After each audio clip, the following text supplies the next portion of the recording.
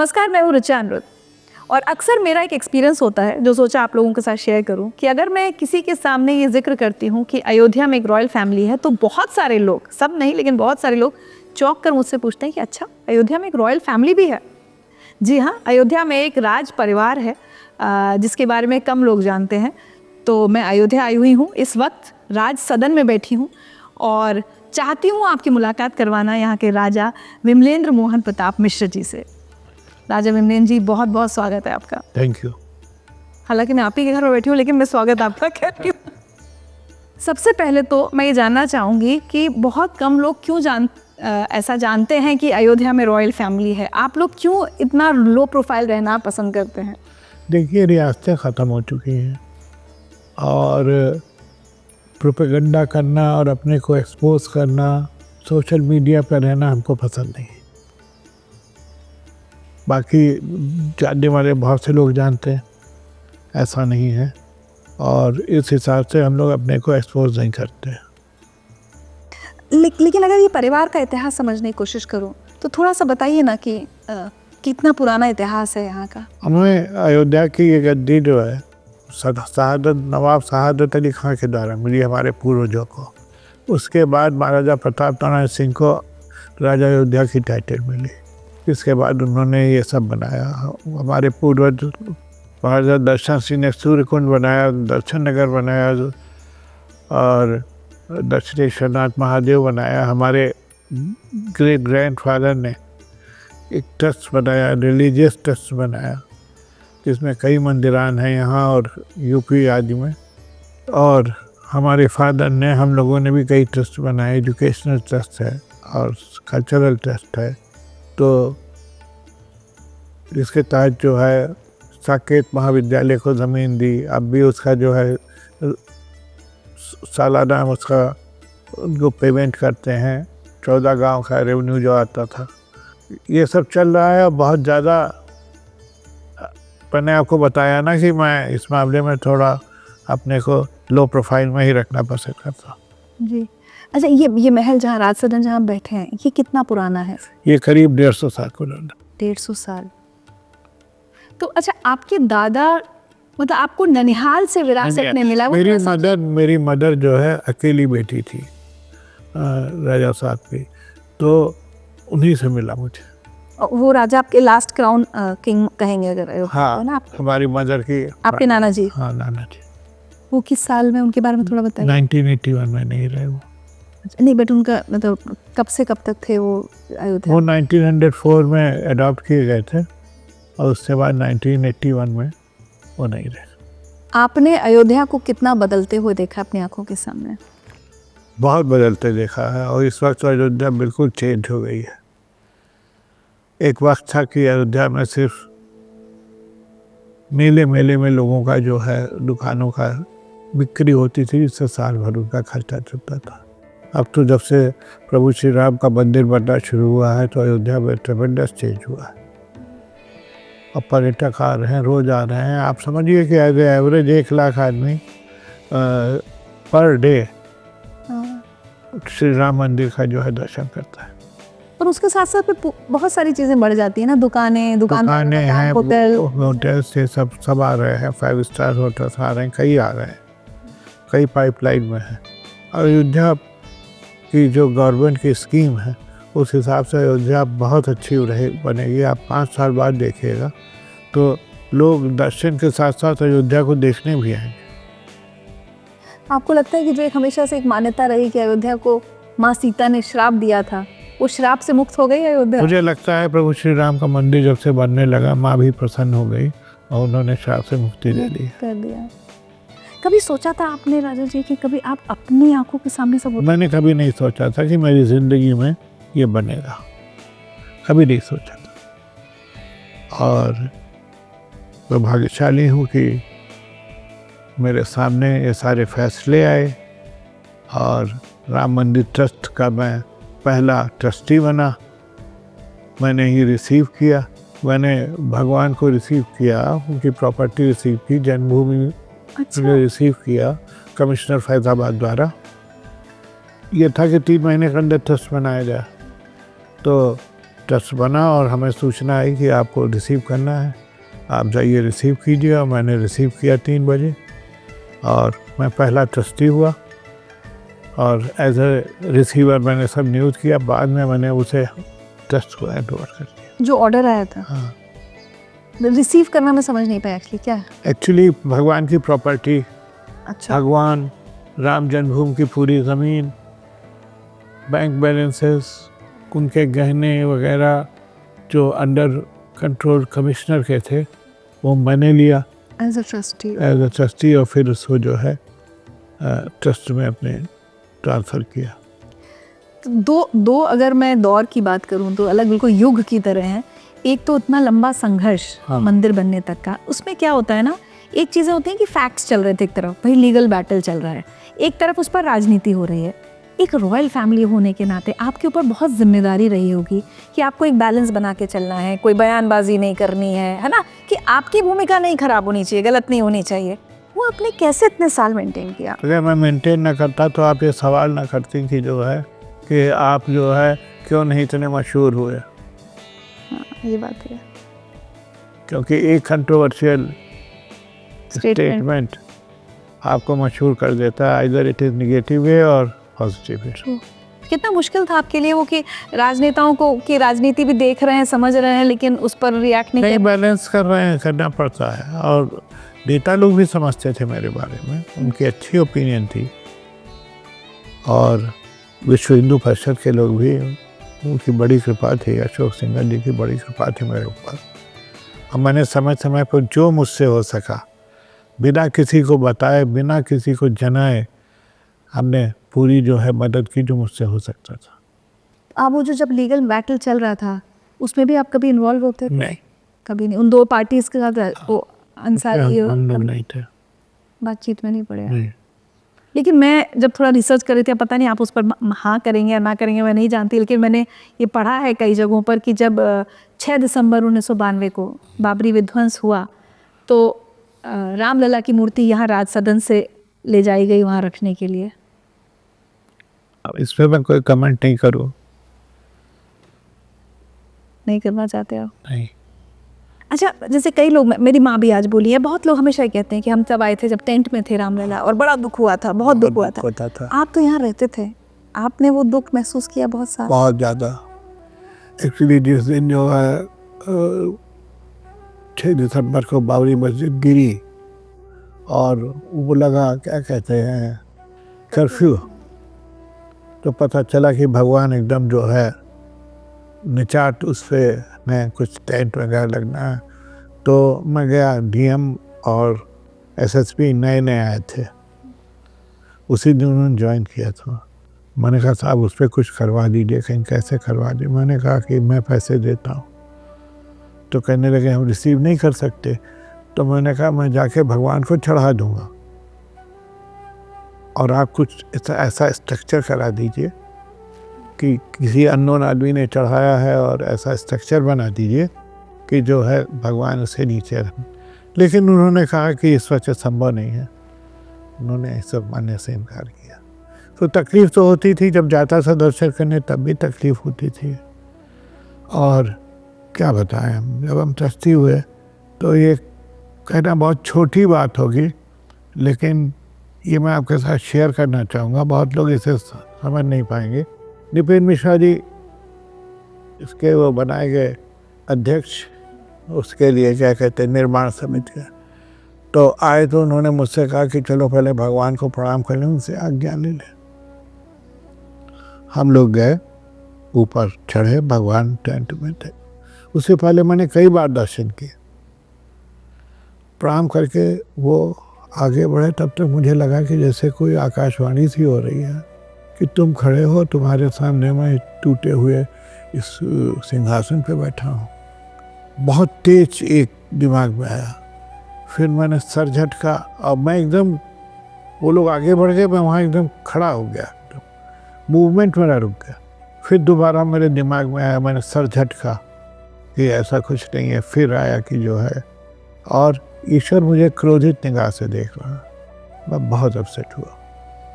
लौट के आया हूँ तो मैंने जो है तुरंत जो है उनके लिए चांदी का सिंहासन बनवाया, उनके पास भेजा। तो ये मेरे जीवन की एक अभूतपूर्व घटना है जिसको, और अब तक तो उसी पे विराजमान थे, जब नया मंदिर बना है तो उसमें। तो ये ऐसी घटना जीवन में, और इसके पहले कई बार दर्शन करने गया मैं अपने, लेकिन ये फीलिंग नहीं आई जो उस दिन आई थी। और ये सुप्रीम कोर्ट के फैसले के बाद की, जब मंदिर का काम शुरू होने वाला है। जी, ऐसा लगता है कि कोई बहुत समय से प्रभु की नाराज़गी रही होगी जो उस दिन प्रकट हुई। ज़रूर। अब मेरे ही लिए प्रकट हुई, मैं भाग्यशाली हूँ उस मैटर। और बहुत पहले से ही जो आप राम मंदिर के लिए कह रहे हैं, ये जो कार्यशाला है जहाँ सारे पत्थर तराशे जा रहे हैं, इनका ऑफिस बना है।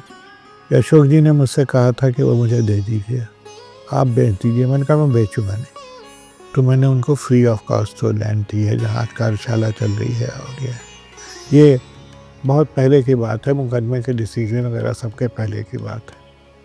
तो मुझसे जो सहयोग जब जब हो पाया मैंने किया।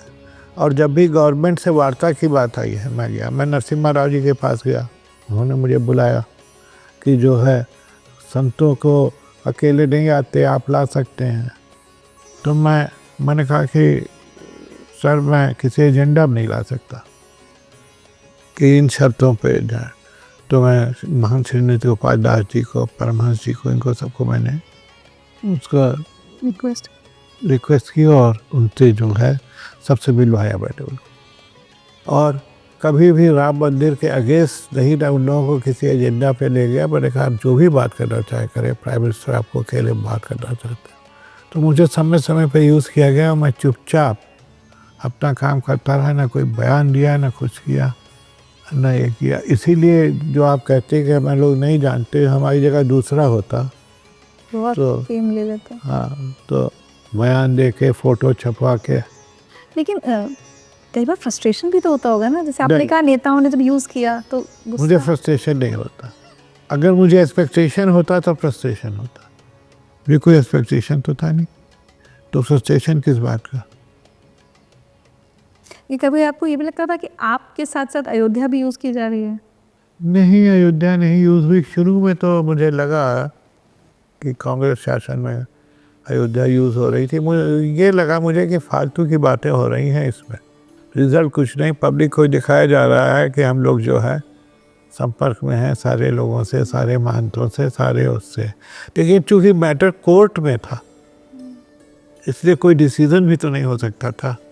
जैसे राजीव गांधी के टाइम पे भी कुछ हुआ था। राजीव गांधी के टाइम पे ताला खुला था, हाँ। डिस्ट्रिक्ट को जज के ऑर्डर से ताला खुला था। लेकिन आपको ये उम्मीद नहीं रही होगी कि एक दिन हम ऐसा भव्य मंदिर और अयोध्या देखें। और मैं भाग्यशाली हूँ कि मैं उसका एक पार्ट हूँ बनाने का। आप तो भूमि पूजन पे भी और प्राण प्रतिष्ठा में भी मोदी जी के साथ थे। तो मोदी जी से कभी खुद विस्तार से चर्चा हुई? नहीं, विस्तार से चर्चा नहीं। लेकिन वो आपकी भूमिका को एक्नॉलेज करते होंगे? जरूर करते होंगे। ना करते होते तो मैं ट्रस्टी कैसे होता, पहला ट्रस्टी कैसे होता। एक और बड़ी ख़ास बात है अयोध्या के राज परिवार की, कोरिया से कोई संबंध, कोरिया से जो रिश्ते हैं। 1999 में एक कोरियाई दल आया प्रोफेसर बॉन्ग हो किम के नेतृत्व में। उन्होंने आके कहा कि अयोध्या की कोई राजकुमारी 2000 साल पहले यहाँ से सैर करती हुई कोरिया पहुँची, दक्षिण कोरिया। अच्छा। और वहाँ के गिमहे के राजा सूमो से शादी की। उनके 10 बच्चे हुए, 9 बौद्ध हो गए। जो जिसने राज बसाया उसने सारा विस्तार किया। तो यहाँ को ननिहाल मानता है। तो उन्होंने कहा कि आप उस फैमिली के। मैंने कहा मेरी वो फैमिली है नहीं और 2000 साल पहले का कोई इतिहास ऐसा नहीं है। तो उन्होंने कहा कि हम आपको बुलाना चाहते हैं। और तो मैंने कहा कि मैं उस परिवार का हूँ नहीं, लेकिन चूँकि राज परिवार आपका आखिरी रहा इसलिए आप हैं। फिर प्राइम मिनिस्टर का चिट्ठी आई मेरे पास, ऑनरेबल जॉन पिलकिम, तत्कालीन प्राइम मिनिस्टर का। उन्होंने मुझे इनवाइट किया तो मैं वहाँ गया और 4 विज़िट हुई मेरी। उन लोगों का आना जाना शुरू हुआ अयोध्या में। फिर उन्होंने एक मॉन्यूमेंट भेजा। वो मॉन्यूमेंट कलकत्ता के पोर्ट पे पड़ा था। तो मेरे पास नोटिस आई कि उस पर लाखों रुपए डैमरेज हैं। तो मैंने उसको मंगाया। यहाँ लोकल गवर्नमेंट से एड्रेस किया तो नहीं तो हमारे राम प्रकाश गुप्ता जी उस वक्त जो है चीफ मिनिस्टर थे, मैं गया, मैंने उनसे रिक्वेस्ट किया कि जो है वो भेजा है और मॉन्यूमेंट उसको कहीं लगवाना है, आप लगवा दीजिए। तो उन्होंने अयोध्या में एक लैंड दे दी और डीएम को आदेश किया कि उसको लगाया जाए। हर साल वहाँ के कोरिया के लोग आते हैं, वहाँ पे अपना पूजा करते हैं, महारानी के प्रति अपना जो है रिगार्ड पे करते हैं अपनी ट्रेडिशनल, और उनके 100-150 का जिसमें से वीआईपी हैं, एमपीज भी हैं, मिनिस्टर्स भी हैं, ये सब आते हैं और रात का उनका डिनर वगैरह सब मैं होस्ट होता हूँ। ये पिछले कोविड के बाद नहीं आए, लेकिन अभी हमारे संपर्क में है, वो होली के एक दिन पहले आ रहे हैं। अच्छा, तो डेलीगेशन आ रहा है। अब उसके बाद गवर्नमेंट ने भी उस पर ध्यान दिया है और कोरियाई पार्क बहुत ही सुंदर डेवलप हुआ है। जब first lady of Korea I थी तो उन्होंने इंफॉर्मेशन भेजा था कि माई प्रेजेंस इज़ रिक्वायर्ड, तो मैं गया था और ये भी था कि उनसे 2 ही आदमी शेक हैंड कर सकते हैं, वन एक डिस्ट्रिक्ट मजिस्ट्रेट, सेकेंड इज वाइसर। अरे वाह। और अब तो अच्छा, इससे बहुत ही अच्छा सौहार्दपूर्ण ये हुआ है अयोध्या, और विवाह की वजह से भारत सरकार ने भी इसमें रुचि ली है, पर्यटक भी आना शुरू हो गए हैं। तो कोरिया और भारत का संबंध भी सांप्रदायिक रूप से, सांप्रदायिक क्या मतलब, 2 देशों के बीच बहुत ही सौहार्दपूर्ण संपर्क बना और अयोध्या का भी इससे डेवलपमेंट होगा। ये तो जैसे आपने कहा कि 2000 साल पहले कोई राजकुमारी गई, तो अभी जैसे जो आप इतिहास बता रहे थे, सादत अली की वो कितने साल पुराना इतिहास अवेलेबल है अयोध्या का? 400 साल, 300। अच्छा, 400 साल। वो ट्रेसेबल नहीं है कोई का, उसके पहले का। अब बहुत से लोग रिसर्च कर रहे हैं, सारी बातें हैं, कुछ ना कुछ निकालते रहते हैं, लेकिन मैंने भी पता करने की कोशिश की, लेकिन कुछ पता नहीं चला। लेकिन वो लोग बहुत सम्मान करते हैं, इसमें कोई दो राय नहीं। अब आपकी क्या उम्मीदें हैं शहर को लेकर, अयोध्या को लेकर? बहुत डेवलप होगा अयोध्या। आप समझ लीजिए कि जो है काशी अयोध्या जो है यूपी में सबसे बड़े जो है तीर्थ स्थल के रूप में विकसित होने जा रहा है। बट अभी इंफ्रास्ट्रक्चर से हम देखते हैं होटल वगैरह उतना हो गया है। टाइम लगेगा। 22 जनवरी 2024 को आपके मन के विचार, जब आप वहाँ उस समय बैठे हुए थे मंदिर में, आपके मन में क्या चल रहा था? Can't explain. वो जो है कहा है नहीं कि गूंगे को गुड़ का स्वाद कैसे वो एक्सप्लेन करे। आप भावुक हो गए थे क्या? तो नेचुरल है। मैं ही नहीं, 80% लोग भावुक थे। हम तो हमारे घर में टीवी देख के हमारे माता पिता रो रहे थे, तो मैं सोच रही हूँ आप तो वहाँ बैठे हुए थे और आपने तो संघर्ष देखा है। जी। बट कभी अंदर से टेम्पटेशन होता होगा कि खुलकर एक स्टैंड ले लें मंदिर के फेवर में, या जैसे भी, मतलब कभी अंदर से? उससे फ़ायदा क्या था? हम कोई भी स्टैंड लेते, जब कोर्ट में केस चल रहा है तो मतलब क्या था उससे? एजिटेशन का भी क्या मतलब था? गवर्नमेंट जो है फोर्स प्रयोग करती, रोकती, तो ऐसा कुछ था नहीं। आपने शांति से, हाँ, सही फैसले का और सही वक्त का इंतजार किया। ये मेरा आखिरी सवाल है, जैसे अभी आपने विचार बताया कि 22 जनवरी को आप एक्सप्लेन नहीं कर सकते, 6 दिसंबर 1992 को क्या आप बहुत स्ट्रेस्ड थे, टेंशन में थे, क्या था उस समय? 6 दिसंबर को मैं शाम को पहुंचा तो पौरी मस्जिद का 3रा गुम्बज गिरा था। उससे पहले आप यहीं घर में थे? मैं घर में था।